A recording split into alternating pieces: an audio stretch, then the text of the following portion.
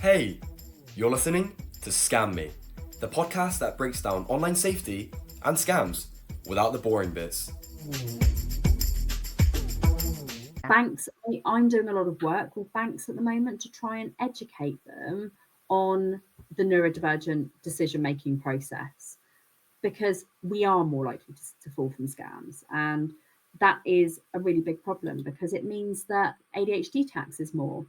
So, when they say ADHD tax is, an average of £1,700 a year, they don't count the additional course that I bought for £2,000 last year that I definitely thought was good and really wasn't, because it was just a course to sell a course to sell a course. So, and I didn't get my money back. Like, I pleaded and pleaded. Tell us what ADHD tax is. So for people who are listening who've not heard that term before and they think it's an actual tax like VAT, or it's not, but it's a thing that genuinely happens. And my passport and my driving license are pure examples of that.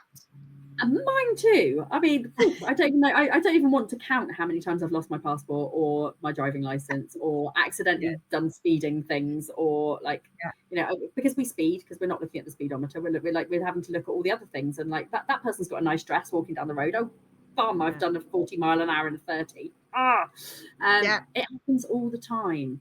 So ADHD tax and disabled tax as well. There are taxes for the disabled people. There are just taxes for ADHD, but taxes for it's not a specific tax. It's not like, oh, hey, you've got ADHD, you have to pay 20% on everything because that's really annoying.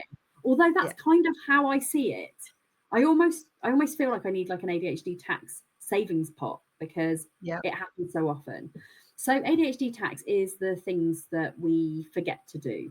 So cancelling appointments, paying for parking tickets, being due to time blindness, being back to get our car, 10 minutes late, and our parking ticket. I think at one point I had about 16 parking tickets that I hadn't paid because I'd forgotten to pay them as well. And then you get all the extra additional charges. Things like forgetting to cancel subscriptions. Booking a gig ticket and then forgetting you booked the gig ticket and then not attending the gig, which is something that I do very frequently as a really big music fan. So now I have to set reminders. Reminders are life, actually, I think, when you have ADHD and if you want to save money.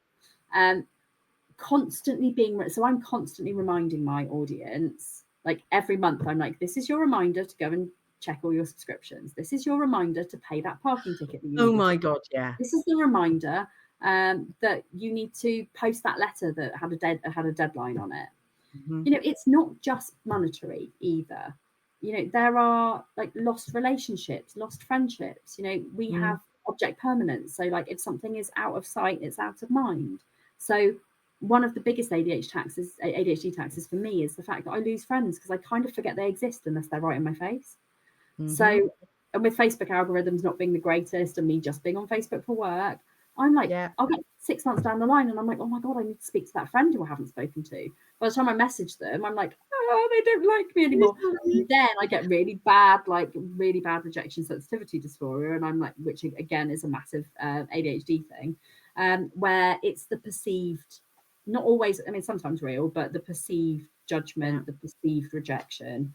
And I go into a hole then and I'm like, I can't speak to that person ever again. So I lose a friend. So it's Becca's the same. That's it for this episode of Scam Me. Big thanks to our funders and sponsors, and to you for tuning in. Stay safe online, and we'll see you next time.